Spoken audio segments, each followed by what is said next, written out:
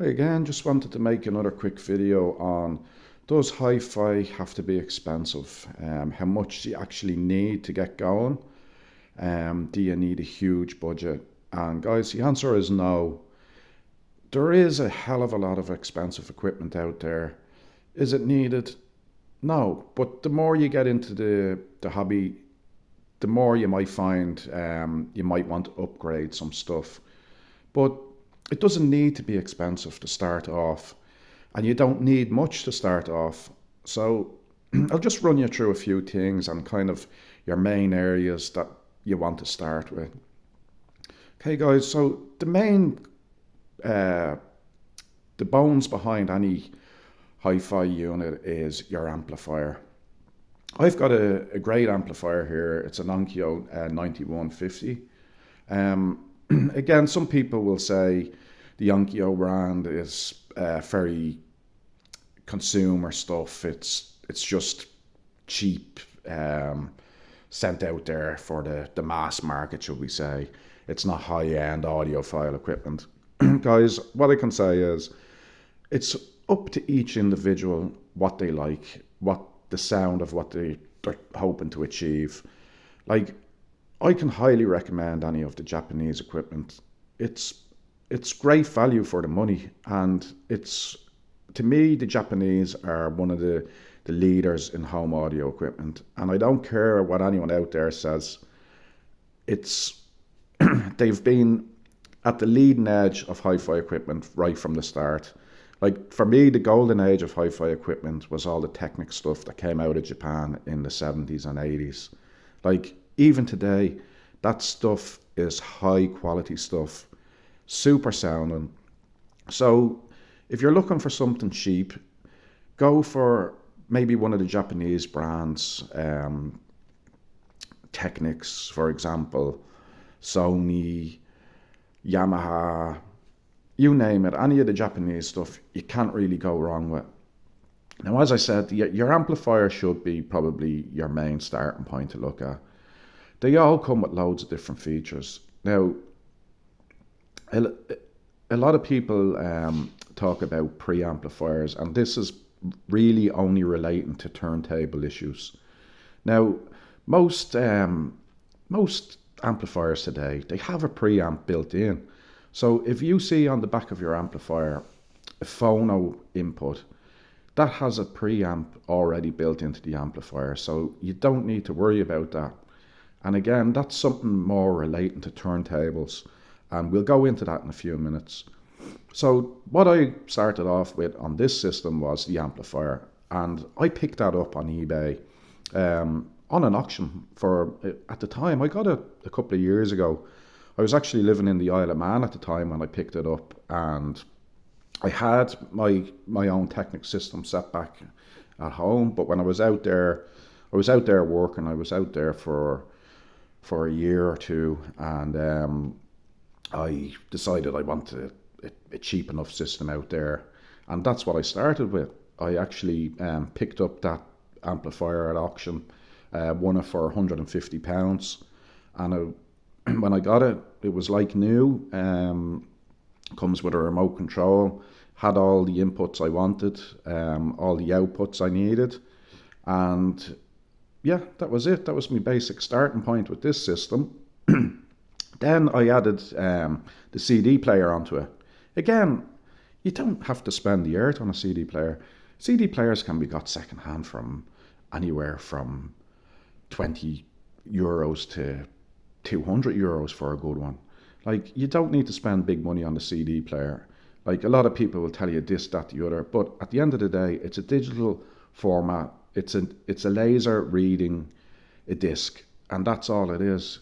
Yeah, you can go into it and look into all these specs and all, but again, from what I found, there's no big differences in sound quality of CD players.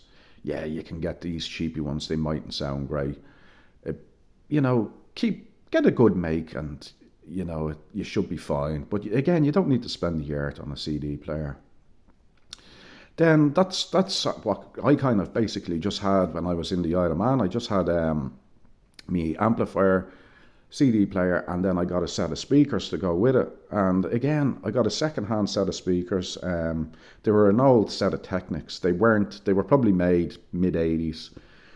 They weren't one of the high-end Technics speakers, but they done the job for me when I was out there, and that was it. So your next point is, a lot of people now are getting back into vinyl. For me, guys, I kind of never got away from it because I always had this thing, even from years ago. For me, I don't know what it was. Vinyl just always sounds better. Some people will disagree with this, saying digital, you can't beat it. But there's something nice about vinyl. And there was always, for me, it just always sounded nicer to listen to. And I never stopped listening to it. I know it's kind of a bit of a craze now. Some vinyl records are selling for crazy money, and again, it's people looking for first presses of stuff and this, that, the other. But with the resurgence in vinyl now, there's a lot of the old albums are being repressed, and you can pick them up for very little money. A great place to get them is at these swap meets and car boot sales, you name it. A lot of stuff online as well. You can be had for little money. They range anywhere from probably maybe €5 to, depending on what you're after, you can pay up to maybe €100 for a record, but you don't need to spend that type of money. They can be had from normally 5 to €20 for a good album. So yeah, if vinyl isn't your thing, just stay with the CDs, or even a digital player. Like amplifiers as well will take, if you get a special lead, you can actually plug your phone in. So that's another great way, cheap way of doing it. But guys, we'll break this down on what I spent on this system, just to give you an idea. So I got that amplifier, it was £150, UK sterling. Then I think I paid about 50 for the CD player. So that's £200. And the speakers as well, I only paid £50 for them. So that's £250 for something just to play CDs. So again, it's not huge money. Some people, it might be more for some people, might be nothing for other people. But that's kind of a rough idea of what you're talking about. Now again, the sky's the limit on what you can spend. But again, you don't even need a fancy hi-fi unit to stick it all into. You can set your amplifier and your CD player beside it on a sideboard, or ideally you could even stick your amplifier just on top of the CD player. Now you want a bit of room, space around your amplifier, because it's like any electrical equipment, it can get hot. Now my unit there, I'm kind of limited on space with the space that I wanted to fit all this stuff into. That's not ideal now, what you're looking at. Ideally, you probably would want a little bit more space on top and to the sides of the amplifier, just to allow a bit more airflow in. But this amplifier, guys, I have to say, it doesn't run hot. It's a great amp, really is. I highly recommend it anyway. It's 60 watts per channel, and it's perfect for most speakers. Most of your floor standers now and bookshelf speakers, they vary, they range from about 40 watt to maybe 100 watts, but it's very rare you find any speakers now over 100 watts. So you're not going to need a huge amp to drive these speakers. And I don't know, it depends on the size of your room. If you have a big room, you probably would want to go for a bigger amplifier and a bigger set of speakers. But for the average person, you really don't need an expensive amplifier and an expensive set of speakers to get good sound. Now, while we're on speakers, I already done a little video on the speakers I have. A very cheap pair of speakers, to be honest with you, but great sound and quality out of them. So, another thing I actually want to do is I want to make my own set of speakers. It's something I've been wanting to do for a while. just haven't had time with the kids and stuff. So that's another road I'm looking to go down. Maybe I can make a video. I know I'm filming everything on a phone at the moment, and it's probably not great, but I am planning on getting more high end stuff, like better camera, maybe a mic or something, just to get you a little bit more quality. And I'll try and get these videos looking a bit better and that. But yeah, that's what I'm looking at doing. I'm looking at maybe putting together a set of speakers. I'll run through the whole thing. Like I find on YouTube, there's brilliant videos out there. Some really talented people showing some really great stuff. But for me, I'm a simple person. I like simple things, and I want to kind of make a video from the very starting point. We'll run through everything. We'll run through what we need to get, where we're going to get it from, and how we're going to construct it all together. Even down to the woodworking end. As I said, my background, I come from a construction background and primary carpentry. So I'll show you a few. I'll show you a few simple ways of maybe constructing cabinets, and even I can show you if we start getting interest in some of the stuff, I can show you how I put this actual Hifi unit together. Again, it was simple construction. But yeah, like you don't even need high quality tools to construct a good speaker cabinet.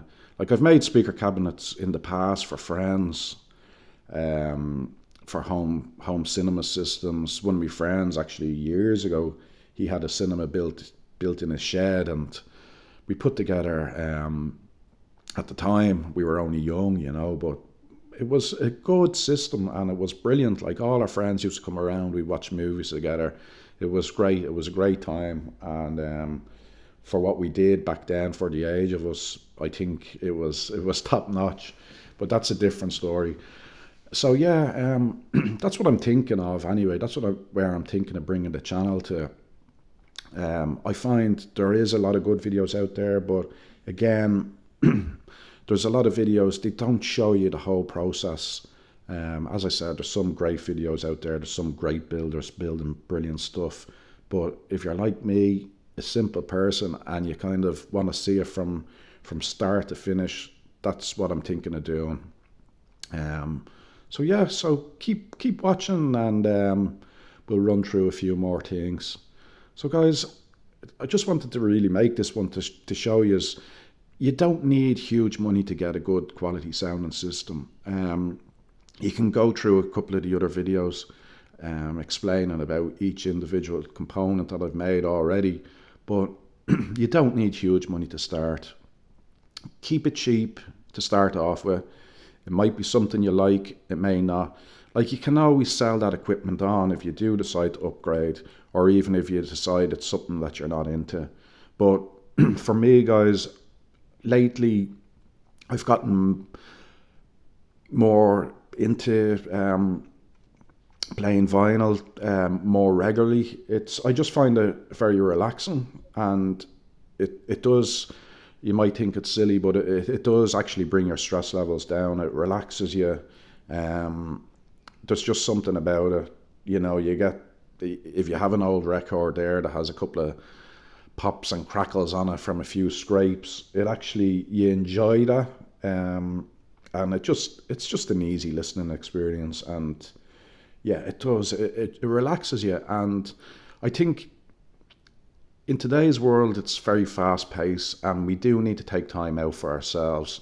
Just chill out, stick on a good album, sit there, and you'll feel your stress levels coming down.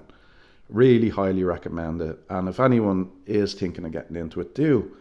It's not complicated. As I said, people overcomplicate things. You can go very deep into this stuff, guys, and it's what people call audiophiles. Again, it's just another jargon.